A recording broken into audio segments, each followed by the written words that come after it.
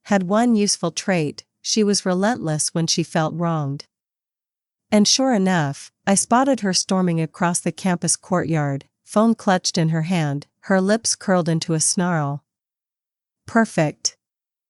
I made an attempt to avoid her. If anything, I positioned myself right in her path. Sophie Reed. She snapped as she approached, shoving her phone in my face. You think you're so damn smart, huh? I don't know what tricks you pulled, but I just got fired. My brows lifted in mock surprise. Oh? That's unfortunate. What happened? Lucy's eyes burned with frustration. Don't play dumb. Someone sent a complaint to corporate about my unprofessional behavior. They reviewed the store footage, and now I'm banned. Ed from every single branch. Who the hell do you think you are? You think you can just ruin me like that? I tilted my head. Ruin you? No, Lucy. I simply let the consequences of your own actions catch up to you. Her nostrils flared. You think you're untouchable? That I won't get back at you? I don't care if you're rich, if I have to, I'll make your life hell. I sighed, shaking my head. And that's why you'll always lose. You fight loud, Lucy. You make a mess. But real power doesn't come from screaming in the streets. It comes from pulling the right strings. She hesitated, her fury momentarily replaced with unease. That's when I struck. You and Fiona Hartt had a falling out in my past life, I said softly, stepping closer. And you tried to expose her. But before you could, you died. Lucy's face drained of color. What? You were murdered, Lucy. I smiled, but there was no warmth in it. Debt collectors hacked you apart in the middle of the night. At least, that's what the official story was. Her lips trembled. That's not funny. No, it's not. It's also not a coincidence. I let the words hang. I think you know that, don't you? Fiona has always been good at covering her tracks. So tell me, Lucy, was there something you knew about her that was worth killing for? Lucy swallowed hard. I don't know what you're talking about. I think you do, I whispered, my voice laced with certainty.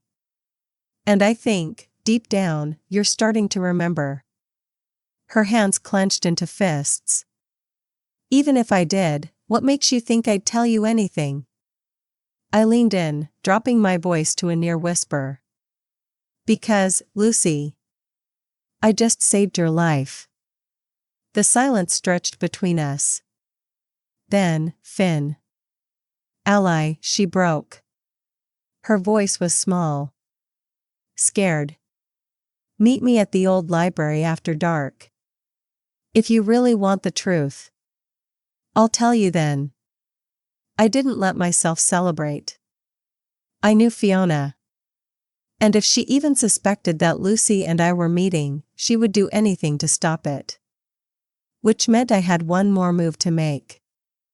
I pulled out my phone and sent a single text. Meet me at the alumni event tomorrow. I need you to see something for yourself. The reply came instantly. Ethan, I'll be there. I stared at the screen, my hands tightening into fists. Fiona Hartt had already started spinning her web. But this time? I would be the one to burn it all down. Part 4, Setting the Stage. The night air was thick with tension as I approached the old library. The moon hung low, casting long shadows across the cobblestone path. Lucy was already there, pacing anxiously under the dim glow of a flickering street lamp. Her arms were crossed tightly over her chest, her usual bravado nowhere in sight. She looked up the moment she spotted me, her expression a mixture of wariness and something else, fear. "You're late," she muttered, but there was no bite in her tone. "I wanted to make sure we weren't followed," I replied calmly, scanning our surroundings. Lucy let out a dry chuckle. "You think Fiona's going to jump out of the bushes?" "No," I said, my voice level. "She's much smarter than that." Lucy fell silent. A cold breeze drifted past, rustling the leaves above us. The campus was quiet at this hour, but I knew better than to let my guard down. "So," I continued, "tell me what you know." Lucy hesitated, then pulled out a cigarette, lighting it with slightly trembling hands. She took a slow drag before speaking. "You were right," she finally admitted. "Fiona and I had a falling out. Back then, I didn't think much of it. I thought she was just an other backstabbing B*TCH who used people and tossed them aside." She exhaled sharply, shaking her head. "But looking back, things didn't add up." I waited, letting her gather her thoughts. "It started with a loan," Lucy said. "I was deep in debt, and Fiona, she offered to help. Said she had connections. She introduced me to someone, a guy who could lend me the money I needed." She let out a bitter laugh. "It was a setup." My stomach twisted. "A setup?" Lucy nodded grimly. "The guy was a loan shark. A real one. I didn't realize it at first, but the terms were insane. The interest rates doubled overnight. I tried to back out, but he said it was too late.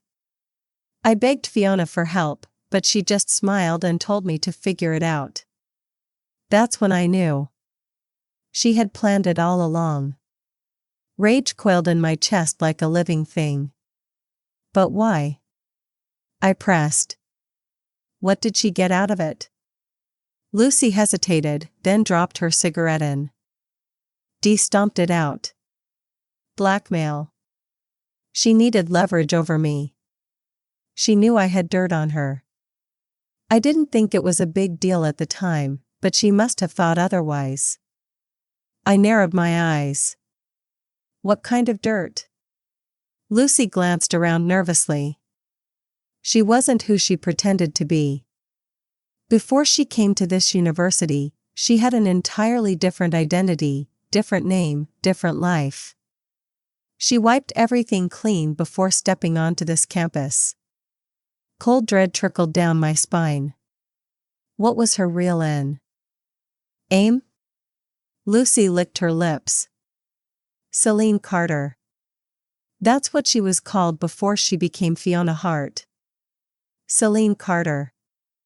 I turned the name over in my mind, searching my memories. "I don't know why she changed it," Lucy admitted.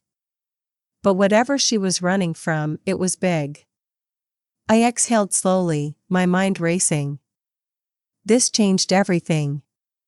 If I could uncover the truth behind Celine Carter, I could destroy Fiona before she ever had the chance to rise. "Lucy," I said carefully, "you need to be careful." She scoffed. "I can handle myself." I shook my head. "No, you don't understand. You were murdered in my past life. And if Fiona even suspects you're a threat, she'll come for you again." Lucy paled, but she covered it up with a smirk. "Then I better make sure I take her down first." The next day, the alumni event was in full swing. The large conference hall was packed with students and returning alumni, the air buzzing with polite conversations and laughter. At the front, a large screen displayed a slideshow of the university's achievements, accompanied by a polished speech from the school's dean. And standing near the stage, basking in the admiration of the crowd, was Fiona Hartt. I watched from a distance, arms crossed as I observed her. She was playing her role well, modest, charming, intelligent. The perfect underdog success story. The kind of person people wanted to root for. but her time was running out. I felt a presence beside me and turned to see my brother, Ethan. The moment I laid eyes on him, a lump formed in my throat. He looked just like I remembered, calm, composed, exuding effortless authority. But in my past life, I had been too blind to see the exhaustion in his eyes. He had spent his last years trying to protect me. And I had betrayed him by siding with Fiona. Ethan's sharp gaze settled on me. "What is it you wanted me to see?" I swallowed my emotions and nodded toward Fiona. "Her." Ethan followed my gaze, his brows knitting together slightly. "Fiona Hartt? What about her?" I hesitated for only a second before murmuring, "She's dangerous, Ethan. She's not who she pretends to be." He studied me for a long moment, as if weighing my words. "And you have proof?" I smiled faintly. "I will." As if on cue, the large screen flickered. The polished slideshow glitched, and suddenly, a new video began to play. The room fell silent. On the screen, a disheveled high school girl was dragged into the frame by her hair. She was crying. And standing over her, looking bored, was Fiona Hartt. The room erupted into gasps. "No way. Is that Fiona?" Fiona whipped around, her face turning white as a sheet. The video continued. Fiona's voice rang through the speakers. "Each of you, take turns slapping her. Don't stop until I'm satisfied." A sharp slap echoed through the hall. Then another. And another. The girl sobbed, begging for mercy. The audience was stunned into silence. Then, "Turn it off." Fiona's panicked voice rang out. She rushed toward the screen, but it was too late. The damage was done. People were already whispering. Staring. The whispers turned to murmurs of disgust. "She's a bully?" All this time, she pretended to be so nice. "I voted for her to represent us? If people find out, we'll be a laughingstock." Fiona turned in a desperate circle, her breath coming fast. Then she saw me. For the first time, pure terror flashed in her eyes. She knew. She knew I had done this. I gave her a slow, deliberate smile. "Checkmate, Fiona." And just like that, her world began to crumble. Part 5, The Collapse Begins. Fiona's face was as pale as death. The stunned silence in the conference hall was deafening. The weight of the video's impact had settled in, and murmurs quickly escalated into whispers of disgust, then outright accusations. How could she do something like that? All this time, she acted so innocent. We made her the face of our alumni event, what a disgrace. Fiona stumbled back, her breath ragged, her wide eyes darting around as if looking for an escape. She looked exactly as I had imagined she would in this moment, a trapped rat. And I had made sure the walls around her would only get smaller. This is fake." Fiona finally shrieked, her voice cracking. "This is slander. I don't know where this video came from, but it's not real." She turned to Lisa Evans, who was standing frozen near the stage, her face twisted in disbelief. "Professor. You know me. You've always believed in me. You can't let them destroy me like this." Lisa hesitated. "Fiona. I stepped forward before she could find a way to spin this in her favor. Now was the time to push. "Why don't we verify it?" I suggested smoothly. "This is a recorded video, after all. The school can conduct an investigation, pull up background records, contact former classmates, even track down the victim." I gave Fiona a slow smile. If it's fake, you have nothing to worry about. Fiona's breath hitched. That brief moment of panic flashing in her eyes told me everything. She was cornered. She knew the truth would ruin her. This is a setup. She screamed, losing her composure. Sophie Reed is behind this. She's been targeting me out of jealousy. A murmur ran through the crowd. Fiona must have hoped to turn the tables, to paint me as some vengeful villain orchestrating her down. Fall. Too bad for her, I was ready for this. Me? I let out a soft, amused laugh. You're saying I made up a video from years before we even met? That I somehow fabricated everything about your past? I tilted my head. If I had that kind of power, I'd be ruling the world by now. A few chuckles rippled through the students, but it was Ethan's voice that truly shattered her defense. Fiona Hartt. My brother's deep, commanding voice cut through the tension like a blade. Or should I say, Celine Carter? Fiona froze. Gasps erupted in the crowd. Celine Carter? Who's that? Wait, she changed her name? Fiona turned to Ethan, sheer panic in her gaze. I don't know what you're talkin'. Don't you? Ethan's piercing stare never wavered. Because I had someone dig up your real history. And it turns out, Fiona Hartt didn't exist before 3 years ago. His voice was crisp, merciless. But Celine Carter did.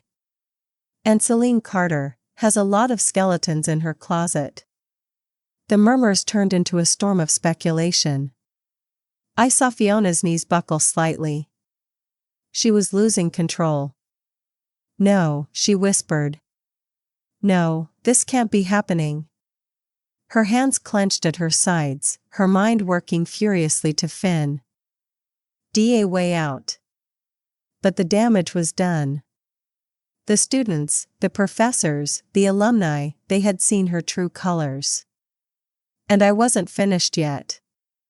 Fiona, I said, my voice soft, almost pitying. Would you like to tell everyone how you planned to ruin my family? How you used my kindness against me? Or should I do it for you? Her breath came in short gasps. She was unraveling. You're lying. She spat.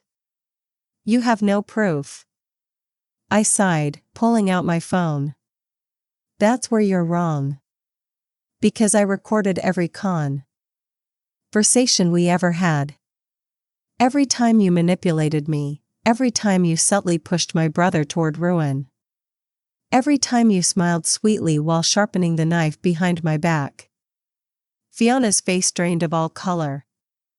Oh, and just to make sure you don't try to worm your way out of this, I added, I've already sent these files to every major university forum. By now, the entire campus knows what kind of person you are. Her entire body shook. No. No, no, no. Yes. I held my phone up. And there's more. I clicked play on an audio file. Fiona's own voice filled the hall, clear and damning. Sophie is so stupid. She'll believe anything I tell her. That rich idiot just hands me money like I'm some charity case. And her brother? Please. Once I marry him, I'll have access to their fortune. I just have to make sure Sophie stays blind. The gasps were deafening. Fiona collapsed onto the stage. It was over. Lisa Evans, her expression one of pure betrayal, took a deep breath before turning to the stunned students. The university does not condone such behavior, she announced. An official investigation will be launched immediately. Translation: Fiona was done. Her carefully built image had shattered before her eyes. Her future was crumbling. And I could see it in her face, she knew there was no coming back from this. Security was already moving in to escort her from the stage, but I stepped forward one last time, crouching down slightly so that only she could hear my words. "You ruined my life once," I whispered. "But now? You'll be lucky if you have a life left to ruin." Tears streamed down her face, but I felt nothing. As she was led away, the weight in my chest lifted completely. For the first time in a long time, I could breathe. But I wasn't done yet. Because there was still one loose end left to tie. Zachary Coleman. And I was going to destroy him next. Part 6, The Final Move. With Fiona Hartt officially destroyed, there was only one more piece left to deal with: Zachary Coleman. The man who had once been my fiancé. The man who had poisoned me, ruined my family, and stood by as Fiona orchestrated my downfall. This time, I would make sure he paid for everything. The fallout from Fiona's exposure was swift and brutal. Her past crimes circulated the campus like wildfire. More students came forward with their own stories: how she manipulated them, how she stole, how she preyed on people's trust. The university expelled her within a week. By then, Fiona was completely unrecognizable. Gone was the confident, polished girl who once walked the halls with her head high. Now, she was a wreck, her once beautiful hair disheveled, her clothes no longer pristine, and the dark circles under her eyes deep and hollow. She had lost everything: her reputation, her future, her carefully constructed image. And she knew I was the one who did it. One evening, I found her waiting outside my new dorm, her figure hunched, her hands clenched into fists. The moment she saw me, her eyes burned with raw hatred. "You think you've won?" She spat, voice shaking with fury. "You think this is over?" I tilted my head, considering her. "Isn't it?" She took a step forward, her lips curling into a desperate smirk. "You don't get it, do you? I always survive. No matter how hard you try to destroy me, I'll come back." Her voice lowered into something vicious. "And when I do, I'll make sure you regret everything." I studied her for a long moment. Then, with a small smile, I leaned in and whispered, "Then I'll just have to make sure you never come back." For the first time, fear flickered in her eyes. She saw it then, the difference between the girl she once manipulated and the woman standing before her now. Fiona opened at her mouth to say something else, but before she could, a sleek black car pulled up to the curb. A man in a tailored suit stepped out. "Ms. Hartt," he said crisply. "Your father has arranged for you to return home immediately. Get in the car." Fiona stiffened. "I'm not going back." The man's expression remained blank. That wasn't a request. Her face contorted with rage, but she had no choice.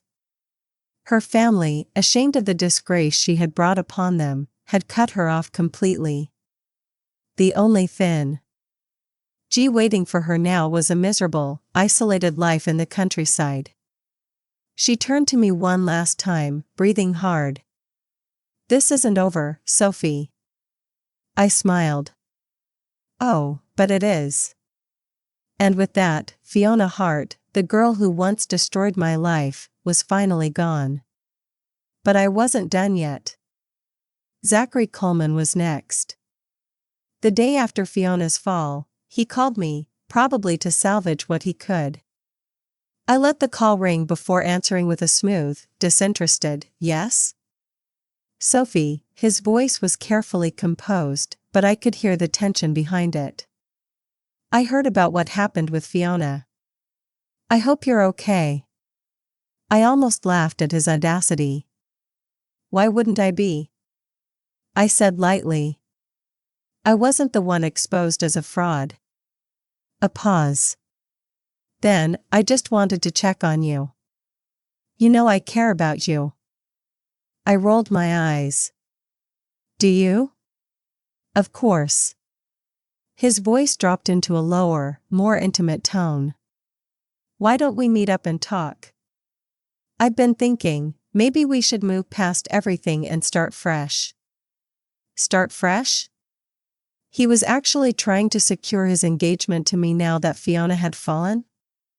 I smirked. You're right. We should meet. I'll text you the time and place. That evening, we met at a high-end restaurant. Zachary arrived dressed in one of his usual expensive suits, exuding confidence. He probably thought he still had a hold over me. I let him think so. He smiled at me, his sharp, handsome features as polished as ever. Sophie, it's really nice to see you again. I returned his smile, but my eyes remained cold. Likewise.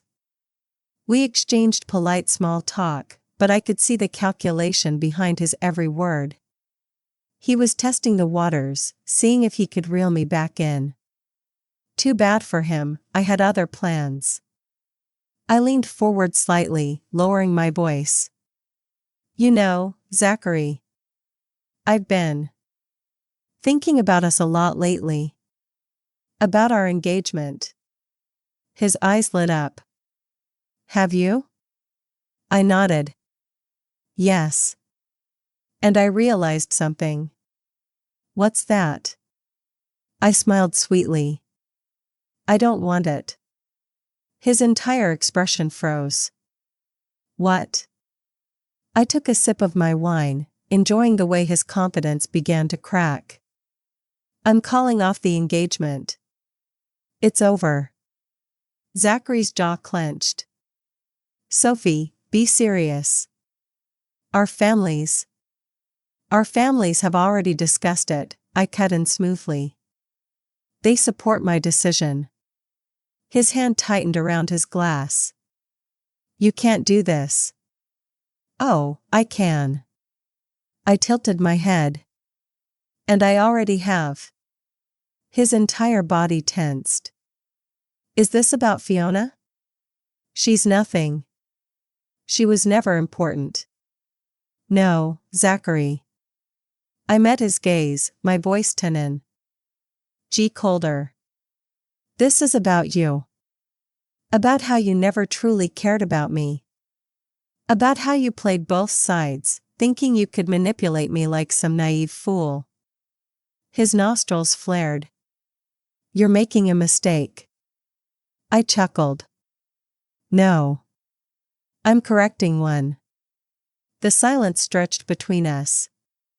Finally, he exhaled sharply, his composure cracking completely. You think you're so smart, don't you? He sneered. You think you've won? I leaned back, smiling. Oh, Zachary. I don't think I've won. I know I have. His grip on. His glass tightened as his face darkened. For the first time, he realized he had lost. I stood up, smoothing down my dress. I'll let you enjoy the rest of your evening. But before I go, let me give you some advice. I met his gaze. Next time you decide to betray someone, make sure they don't come back for revenge. And with that, I turned and walked away, leaving Zachary Coleman behind. Fiona was gone. Zachary was ruined. And as I stepped out of the restaurant, feeling the crisp night air again. My skin, I knew this was the ending they both deserved. But for me? This was only the beginning. I had a new life ahead of me. And this time, I was going to live it to the fullest.